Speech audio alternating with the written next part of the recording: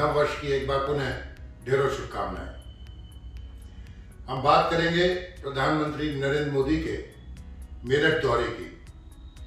रविवार यानी 2 दिसंबर को प्रधानमंत्री नरेंद्र मोदी मेरठ में थे, जहां उन्होंने प्रदेश के पहले ध्यानचंद खेल विश्वविद्यालय का शिलान्यास किया और एक नई ऊर्जा भारतीय जनता पार्टी के कार्यकर्ताओं और समर्थकों में पैदा की।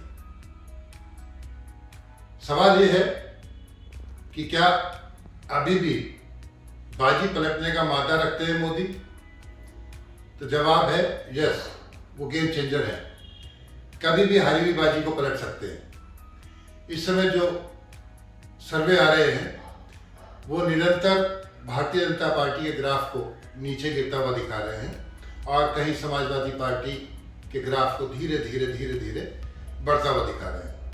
जो आवाज़ें आ रही हैं, जो खबरें आ रही हैं, जो चर्चाएं चल रही हैं, उससे लगता है कि योगी सरकार का दोबारा सत्ता में आना थोड़ा मुश्किल हो गया है और कई तरह से उन पर खतरे की घंटी बज रही है। चाहे वो पूर्वांचल में ब्राह्मणों की बात हो या पश्चिमी उत्तर प्रदेश में किसानों और जाटों की बात हो।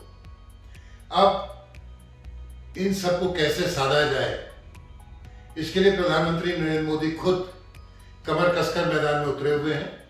पूर्वांचल एक्सप्रेसवे का उद्घाटन हो, काशी विश्वनाथ में कॉरिडोर का हो, और जो जो काम वो कर सकते हैं वो कर रहे हैं। गृहमंत्री अमित शाह, जो राजनीति के चाणक्य कहे जाते हैं, को पश्चिमी उत्तर प्रदेश का जिम्मा भी दिया है और इसी कड़ी में कल खेल विश्वविद्यालय का उद्घाटन किया गया।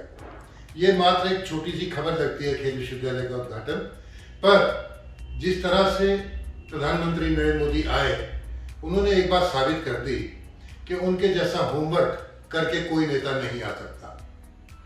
उनके जैसा जुड़ाव, लोकल कनेक्ट कोई पैदा नहीं कर सकता जो नरेंद्र मोदी कर सकते हैं। सबसे बड़ी बात, मौसम खराब होने पे आपने नेताओं के दौरे टलते हुए सुने होंगे, लेकिन मौसम खराब होने पे इतना लंबा सफर कोई सिर्फ सड़क मार्ग से कर ले, ये आपने नहीं सुना होगा। प्रधानमंत्री नरेंद्र मोदी ने सबसे पहले कल यही काम किया। इस बहाने भी उन्होंने एक तीर से 2 शिकार किए। एक तो सड़क मार्ग से आए तो जगह जगह लोगों से उनका कनेक्ट बना। दूसरे, उन्होंने बताया कि हमने मेरठ एक्सप्रेसवे खोल दिया है और विकास के राह पर हम आगे बढ़ रहे हैं। इसी तरह उन्होंने जो धार्मिक, चाहे वो केदारपुरी हो, चाहे काशी विश्वनाथ हो या मथुरा की बात केशव प्रसाद मौर्य उठा रहे हो, यहाँ उन्होंने एक ऐसे मंदिर में पूजा अर्चना की जो धार्मिक संदेश तो देता ही है, साथ ही मेरठ की क्रांति की भी याद दिलाता है। यहाँ से क्रांति धरा पे ही जो संग्रहालय है हजारी ग्राउंड पर शहीद स्मारक पर, उसमें गए और बड़ी तन्मयता से उन्होंने बहुत चीज़ों को समझा, परखा और जब अपने भाषण में भी कहा कि ये जो जगह है ये शक्ति और सामर्थ्य की जगह है, उन्होंने मेरठ वालों को ये कह के गौरवान्वित किया। साथ ही युवाओं को अपने साथ जोड़ने के लिए खेलों की और उनके उत्साहवर्धन के लिए अनेक बातें की और योगी सरकार की भी खुलकर प्रशंसा की।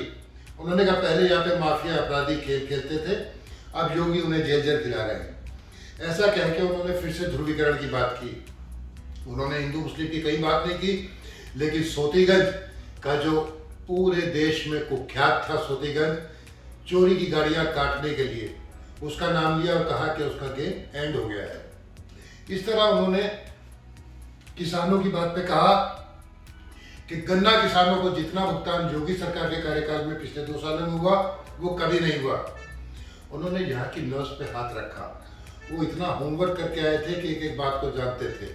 जहाँ मेरठ के गौरवशाली अतीत की बात करके उन्होंने लोगों को कनेक्ट किया, वहीं युवाओं की और प्रतिभाओं की बात करके कहा कि आज युवा जिस तरफ चलते हैं उसी तरफ देश चलेगा। उन्होंने युवाओं के हाथ में देश का भविष्य बताया, कहा कि आगे यही भविष्य का निर्माण करेंगे और ऐसे में ऐसी प्रतिभाओं को पूरा मौका मिलना, उनको साधन मिलना ज़रूरी है। खेल विश्वविद्यालय की स्थापना के साथ साथ उन्होंने चुनावी मैदान में जो जो दाव खेले जा सकते हैं वो खेले। हालांकि उन्होंने कल सीधे न कैराना पलायन की बात की, न दंगों की बात की, लेकिन इशारों में बहुत सी बातें कह गए। जैसे उन्होंने कहा कि आज लड़कियां अपने को सुरक्षित समझती हैं और फप्तियाँ कसने वाले किनारे हो गए हैं, भाग गए हैं। उन्होंने योगी सरकार की बार बार प्रशंसा की। इससे उनकी जो भूमिका है, जो बड़े भाई की भूमिका है, जो गेम चेंजर की भूमिका है, वो साफ साफ नजर आ रही थी कि कैसे मोदी अपना जादू चलाएंगे। अभी चुनाव में काफ़ी समय है, जो निरंतर ग्राफ आ रहे हैं, सब आ रहे हैं, पर मोदी जिस तरह से रैली करते हैं, जिस तरह से भाषण देते हैं, जैसे लोगों से कनेक्ट उन्होंने कल किया और भावुक हुए, बार बार वंदे मातरम कहा। हालांकि लोगों का, आलोचकों का ये भी कहना है कि 15 बार वंदे मातरम कहने की जरूरत इसलिए पड़ी कि शायद आवाज़ कम थी, ये अलग बात है। लेकिन इस पर जो हमारे साथी हैं, जो वरिष्ठ पत्रकार हैं, वो इसे कैसे देखते हैं। जैसे हमारे वरिष्ठ पत्रकार हैं ओमकार चौधरी, जो जाने माने यूट्यूबर हैं, उन्होंने एक दूसरे नज़रिए से इसे देखा। उन्होंने कहा कि जहाँ राकेश टिकैत जैसे नेता युवाओं को भ्रमित कर रहे हैं या अराजक बना रहे हैं और बक्कल उतारने जैसी बातें कर रहे हैं, ऐसी कोई बात ना करके प्रधानमंत्री नरेंद्र मोदी ने युवाओं को मुख्य धारा में शामिल करने की बात कही। उन्होंने हरियाणा का उदाहरण देते हुए कहा कि अगर खेलों में युवाओं की शक्ति लगेगी तो देश आगे बढ़ेगा। ये ओमकार चौधरी का कहना था। जबकि हर्ष, जो एक और यूट्यूबर हैं, मुजफ्फरनगर से रहते हैं, उनका कहना था कि कल की रैली में किसान आंदोलन का जीरो इफेक्ट दिखाई दिया और ऐसा वो कर गए, यानी कि फिर से उन्हें भी ये गेम चेंजर की भूमिका में दिखाई देते हैं। हालांकि एक और यूट्यूबर है राम कुमार शर्मा, वो इनसे सहमत नहीं है। उनका कहना है कि इनका उन्माद भड़काने का उद्देश्य रहता है और वैसा ही ये कल भी कर गए। डॉक्टर संजय गुप्ता, जो टाइम्स ऑफ इंडिया से जुड़े हुए हैं, सामाजिक सरोकारों की जानकारी रखते हैं, उन्होंने बहुत माइल्ड शब्दों में ये कहा कि ये सरकारी आयोजन जैसा था। पर ये रही पत्रकारों की बात। अगर आप सदर के वेस्टर्न रोड या मेरठ के और लोगों से बात करें तो दोपहर के बाद लोग भाविभोर थे। प्रधानमंत्री समय से पहले आए। इस प्रकार उन्होंने भ्रमण किया जैसे सिर्फ एक बार प्रधानमंत्री जवाहरलाल नेहरू शहर में इतनी देर रहे होंगे।